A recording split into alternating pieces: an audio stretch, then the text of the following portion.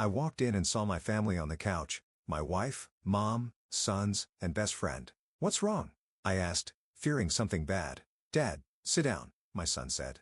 "You need to accept a new reality. You're not in charge of this family anymore. Uncle Peter is more like a father to us now." Anger burned inside me. They all knew. I left the room without a word. The next day, I had 69 missed calls when they realized the revenge I had prepared. I walked in exhausted from the long day, expecting nothing more than a quiet evening. Instead, I was greeted by an eerie silence, one that didn't belong in my home. My mother, my wife, my sons, and my best friend, Peter, all sat on the couch, their faces unreadable, their eyes avoiding mine. The room felt off. Something was wrong. It wasn't the usual tension that sometimes lingered when I got home late. It wasn't the lingering smell of burnt food from Doris's failed attempts at cooking. It wasn't even the way my son sat stiffly as if bracing for impact. No. This was something deeper. Something deliberate. I set my briefcase down, rolling my shoulders as I tried to read the air. "What's wrong?" I asked, forcing my voice to remain steady. No one spoke immediately. The hesitation sent a ripple of unease down my spine. Then my eldest son, Michael, cleared his throat and said something that I would never forget. "Dad, sit down. You need to accept a new reality. You're not in charge of this family anymore. Uncle Peter is more like a father to us now." The words sliced through me. I blinked, convinced I had misheard. "Excuse me." My voice was calm. Too calm for the fire that suddenly roared inside my chest. Michael wouldn't look at me. His fingers drummed against his knee, a nervous tic he had since childhood. But I wasn't focused on him anymore. I was focused on the one person who had every reason to intervene. Doris. She sat there, her hands folded neatly in her lap, her expression unreadable. Not shocked. Not apologetic. Just neutral. She knew. They all did. My mother shifted slightly, exhaling as if this moment had been inevitable. She wasn't surprised. She wasn't outraged. She was complicit. Peter, my so-called best friend, didn't flinch. His posture remained relaxed as if this entire thing was just another business meeting. He looked comfortable. Too comfortable. Like he belonged there. Like he had been in my seat for a while. The realization struck like a hammer to the chest. This wasn't new. This wasn't spontaneous. This had been planned. I stared at my sons, hoping, begging for one of them to break, to hesitate, to show even a flicker of regret. But Michael was resolute. And Eric, my younger son, though less vocal, didn't look away. He didn't deny it. I took a slow, deliberate breath, pushing down the molten rage bubbling beneath my skin. I had spent years mastering the art of control, negotiating with ruthless men in the courtroom, breaking down opposing arguments with precision. But this wasn't a legal battle. This was war. And I had walked into an ambush. "Peter is more like a father to you," I repeated, my voice disturbingly even. Michael nodded, his jaw tightening. "Yeah." I didn't look at Peter yet. I wasn't ready to acknowledge him. Not yet. Instead, I turned my attention back to Doris. "Doris," I said, my voice laced with something sharp, something lethal. "Is there anything you'd like to add?" For the first time, her composure cracked. She inhaled sharply, smoothing down the fabric of her dress as if that would erase the weight of her betrayal. She wasn't ready for this conversation. That was my first real victory. "I think it's best if we all." I held up a hand. No generic rehearsed statements. No deflections. "Tell me, Doris, when exactly did my role as your husband and their father expire? Was it gradual? Or did you make the decision in a single night while lying in my bed?" Her lips parted, but no words came out. That was my second victory. She hadn't expected resistance. She had thought I would either explode or break. Instead, I was calculating. Cold. Controlled. And then, finally, I turned to Peter. Peter, the man I had once trusted with everything. The man who had been there for the birth of my children. Who had toasted at my wedding. Who had celebrated my victories and grieved my losses. The man I had called a brother. And now, he sat in my house, in my presence, waiting for me to acknowledge that he had won. He was waiting for me to lose control. I smiled. A small, slow, unsettling smile. The kind of smile that made opposing lawyers nervous in the courtroom. Peter's confidence faltered for the first time, and that was my third victory. I exhaled, stepping back, straightening my cuffs like this entire situation was nothing more than an interesting footnote in my evening. The room was suffocating. The walls were closing in, but I wouldn't let them see it. I wouldn't let them have the satisfaction of knowing they had wounded me. Instead, I turned toward the door. "You have something to say?" Peter finally spoke, his voice smooth, controlled, cocky. I paused, tilting my head slightly, letting the moment stretch uncomfortably, letting the tension coil. Then, I chuckled. A low, knowing chuckle. That was my fourth victory. Without another word, I walked out. Because this wasn't the night I lost. No. This was the night I prepared, and by the time they realized what was coming, it would be far too late. I closed the door behind me and stood in the hallway listening. For a few seconds, no one spoke. Then a shift. The sound of movement of relieved exhalations. They thought I was gone. That was my confirmation. They had expected an explosion, a confrontation, a desperate plea for answers, but they didn't understand who I was. I walked down the hall, past the framed family photos that suddenly felt like mockery. Lies frozen in time. The smiling faces, the staged happiness, the illusion of loyalty. My wife, my mother, my sons, and Peter. The betrayal wasn't what stunned me the most. No, it was how normal they made it seem. They had decided. Without me, they had moved on. Without me, I entered my study, shutting the door behind me with the same eerie calm I had maintained in the living room. I sat in my chair, leaning back, my hands folding neatly in front of me. And then I exhaled. The rage sat there, waiting. It wanted to be unleashed. It begged for destruction. I could destroy that living room right now. Flip the table. Shatter the glasses. Drag Peter out by his throat and introduce his smug face to the pavement outside. But violence is short-lived. Pain fades. Bruises heal. Revenge should be permanent. And for that, I needed patience. The pieces fall into place. I had ignored the signs. Not because I was blind, but because I had chosen to trust. My mother's influence had always been strong. Too strong. She had chosen Doris for me. Not directly, not explicitly. But she had shaped the narrative, made sure I saw Doris as inevitable. A good wife. A proper woman. Someone who would build a life with me. And she had been right. Doris was all those things. Until she wasn't. Until she decided that being my wife wasn't enough anymore. I leaned forward, my fingers tapping lightly against the desk. Peter. Of all the men in the world, why him? I had considered the possibility of infidelity before. It's an occupational hazard when you're a lawyer. You see too many marriages fall apart, too many betrayals, too many quiet affairs unfolding behind closed doors. I had once convinced myself that if it ever happened to me, I would know. Then I would feel it. But I hadn't. Because it hadn't been a singular betrayal. It had been a transition. A slow, careful replacement. A planned coup. The mistakes they made. They had miscalculated. They thought my silence meant acceptance. They believed I was too old to fight back, too invested to walk away. But the truth? I was already gone. Not in the physical sense, not yet, but emotionally, mentally? I had detached. And once a man stops caring, once he stops believing that anything can be salvaged, he becomes dangerous. That was their first mistake. Their second mistake? They assumed I had nothing left to lose. They thought they had taken everything from me. But they forgot, I was a lawyer. And power isn't about emotions. It's about leverage. And I had leverage. More than they could possibly imagine. The plan forms. I pulled my phone from my pocket, scrolling through my contacts. First, I called my financial advisor. James, I said, my voice steady. Effective immediately, I want all funds in our joint accounts frozen. He hesitated. Sir, are you sure? That includes your wife's access. I know exactly what it includes. Understood. Click. First move made. Then, I dial my lawyer. Stan, I said, my voice even smoother now. I need an expedited divorce filing. Non-negotiable. David. Now Stan. A pause. Then a sigh. I'll have the paperwork ready by morning. Second move made.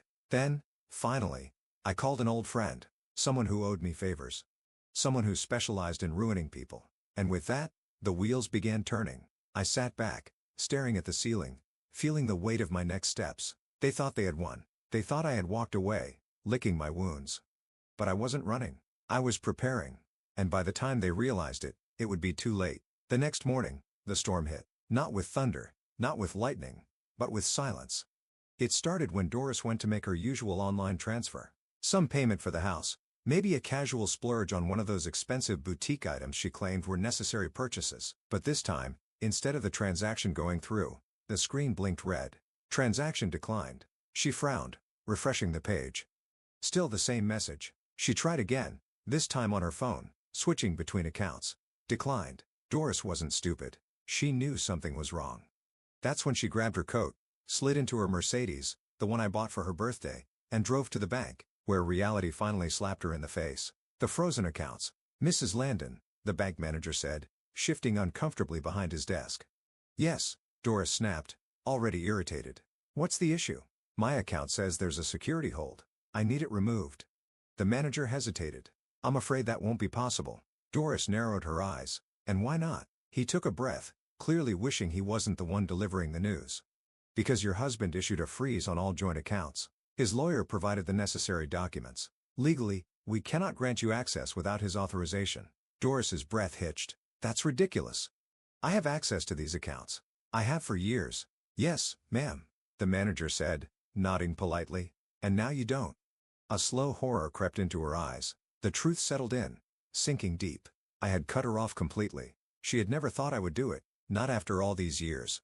Not after everything we built. She thought I would break. But instead, I starved them first. The credit cards decline. By the time Doris left the bank, she was calling Peter, her hands shaking. I imagine the conversation was something like this. Peter, he froze everything. What do we do? But Peter had his own problems. Because as she panicked over the bank, I had moved to phase 2, her credit cards. While she was storming into her bank branch, I was shutting down every single line of credit she had access to. By the time she tried to use her platinum card at a cafe on her way home, it was declined. She tried another, declined. Tried the emergency one she kept in her purse, declined. And that was when the fear truly set in. Peter's business crumbles. While Doris was struggling, Peter was stepping into his own personal nightmare. See, Peter had built his business in large part because of me. Not because he was particularly smart. Not because he was a financial genius. No, because I had pulled strings for him. Because I had gotten him clients. Because I had given him access to the right people, the right investors, the right markets. And now? I was pulling the rug out from under him. One by one, his major investors started backing out. First, the construction firm that had funneled work through him for years suddenly canceled all future contracts. Then the biggest supplier for his company sent a polite but firm email. We regret to inform you that due to unforeseen circumstances, we are terminating our partnership effective immediately. Peter didn't know it yet, but his business had hours to live. By lunchtime, 2 more investors had walked away. By dinner, the company's cash flow was suffocating. And by the time he checked his own accounts, they were in the red. I hadn't just cut him off from my life. I had cut off his survival. The house of cards collapses. While Doris and Peter were separately falling apart, my sons, Michael and Eric, were about to have their own rude awakening. Because the truth was, they had never really appreciated the life I provided. Everything they had, from their Ivy League tuition to the luxury cars in their driveways, was because of me. And yet, they had turned on me. They had called Peter their father. They had replaced me in their minds before I had even walked out of that house. So I gave them exactly what they wanted. I let them live without me. The first thing to go, their tuition payments. Michael, who was midway through his master's degree, suddenly got a notice. Your tuition bill is past due. If not paid within 7 days, your enrollment will be suspended. Eric, who had grown used to his carefree lifestyle, found his monthly allowance gone. No warning. No explanation. Just gone. They called their bank, and just like their mother, they were given the same cold answer. Your father has revoked all access to these funds. You no longer have authorization. Panic ensues. By evening, the phone calls began. Doris called. My sons called. Peter called. Even my mother, the woman who raised me, the woman who orchestrated half of this betrayal, called. I didn't answer a single one. Not yet. Not until they had fully realized it. Not until they had felt the loss. Not until they understood with absolute certainty that the man they had dismissed, the man they had replaced, was the only reason they had anything in the first place. By nightfall, I imagine they all sat in that same living room, the same room where they had made their decision. Only this time, the air was different. This time, they weren't the ones in control. They were drowning. And I was watching them sink. Peter sat in his office, sipping his usual overpriced coffee, blissfully unaware that his world was collapsing. For years, Peter had built his business on connections. Not hard work, not intelligence, connections. And those connections, they were mine.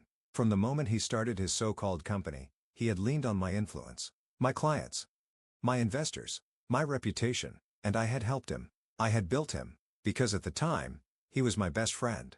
My brother in all but blood. But now, I was going to unmake him. The first blow, the vanishing investors. The first sign of trouble came in the form of an email. Subject, contract termination. Peter skimmed the message, his forehead creasing. Due to unforeseen financial circumstances, we regret to inform you that our ongoing contract with your firm is terminated effective immediately. His jaw tightened. The sender? One of his biggest investors. The one that kept his cash flow steady. He set the phone down, running a hand through his hair, trying to shake off the unease creeping into his bones. This was nothing. A misunderstanding. Something that could be fixed with a phone call. He dialed immediately, forcing a smile when his contact answered. "Hey Chris, just saw the email, what's going on?" A pause. A long one. Then Chris sighed. "Peter, I'm sorry man. I really am. But we can't be involved with you anymore." Peter's fingers tightened around the phone. "What? Why? What's changed since last week?" A beat of silence. Then, the words that made his stomach drop. "David." Everything went cold. "What about him?" Peter forced out. Chris hesitated again, then lowered his voice. "Look, Peter, I don't know what happened between you two, but well, let's just say he's making it clear that doing business with you is a bad move." Peter shot up from his chair, knocking his coffee onto his desk. "This is ridiculous," he snapped. "David wouldn't do that. He's not." Chris cut him off. "He's a powerful man, Peter, a respected one. And between you and me, if I had to choose between keeping business with him or keeping business with you," another pause, "I'd pick him every time." Click. The line went dead. The dominoes fall. Peter stood frozen. The phone still pressed against his ear long after the call ended. No, this wasn't possible. David was many things: controlled, strategic, even ruthless in court, but he wasn't the kind of man to destroy someone's life, was he? His phone rang again. Another investor. The message? The same. Then another. And another. By noon, 4 major clients had pulled out. By 3 p.m., his suppliers refused to answer his calls. By 5 p.m., his entire business was gasping for air. And then came the final fatal blow. The licenses revoked. Peter was still reeling when his secretary walked in, her face pale. "Sir," she said hesitantly.